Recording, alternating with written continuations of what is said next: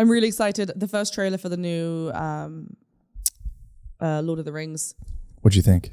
Yeah, I don't know. It looks a little cartoony in a way.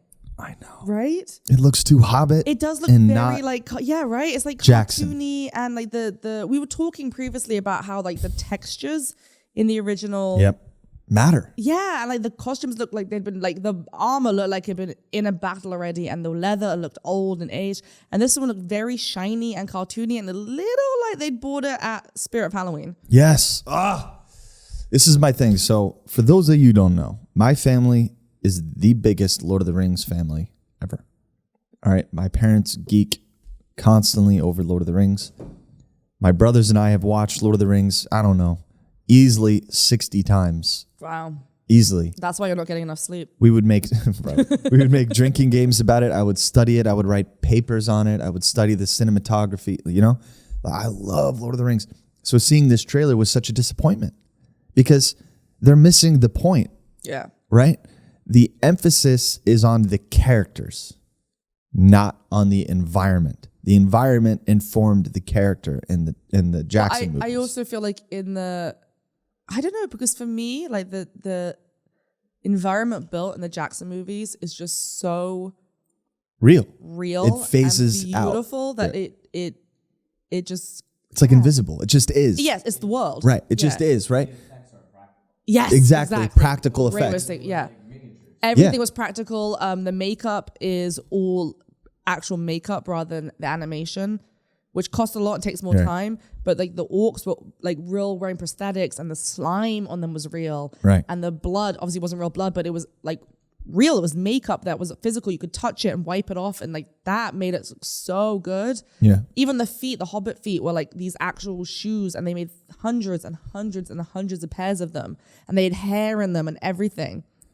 And I just feel like, I mean, look, we'll reserve judgment till it comes out, but I feel like with this Amazon show, I don't know if they're going to have that texture. Because the thing about the Lord of the Rings movies, you felt like you could touch things there. Yes. They felt like the kettle that the hobbits used, you could actually pick up and pour water from. Right. Right? Like everything felt real and lived in. And I don't know if the new one's going to have that vibes. Yeah. And, you know, I think you can just juxtapose the difference in the evolution of how they shoot it between The Hobbit and the Jackson movies. But the Jackson movies, everything like congealed, right? And the environment informed the character. Yeah. But in The Hobbit, the character informed the environment. The environment in The Hobbit was kind of strange. Yeah. Right? It didn't look like it belonged. So your whole emphasis was on the character. And because of that, the connection between how the character presents itself and how the environment presents itself, there's like there's a miscommunication there. Well, right? The synapses aren't connected. So you have to do the mental gymnastics of putting the character into the environment. Well, here's the thing though. When they filmed that first little teaser trailer where they showed the ring being made, they really filmed a metalsmith pouring the metal in the ring. So I hope that we have more of that energy in the series. I agree. The trailer is just misleading us a little bit.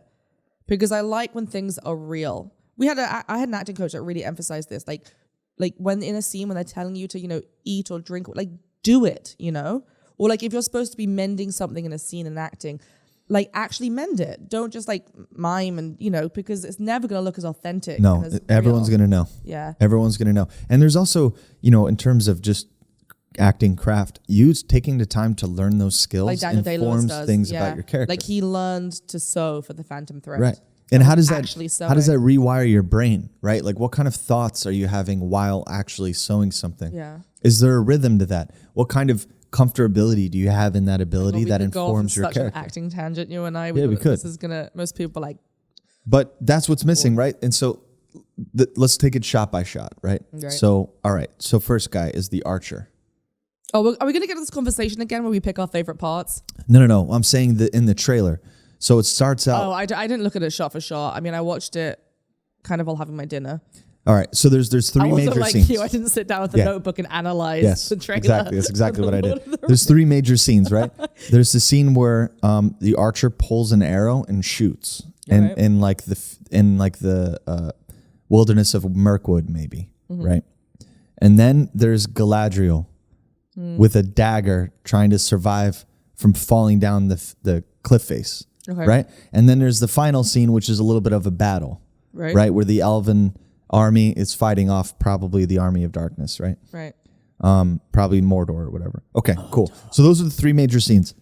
None of them fit the Jackson model, right? Take scene 1, the archer. What does the background have to do with the story? Nothing. It's like props behind him, right? He's not actually I don't remember this enough, honestly. I'm telling you, I watched it while eating my dinner. Yeah. And they missed such an opportunity because that shot looking directly down on the face of Galadriel with the knife, if they were to just make that feel real, yeah. Can you imagine how amazing that shot would be, right? Mm. But no, you can tell it's computer generated. And so I don't feel connected to it because Lord of the Rings is a human story in a fantastic structure, right? It's fantasy structure, but at the end of the day, it's human. Every single race in Lord of the Rings is directly taken from historical context of real parts of history, right?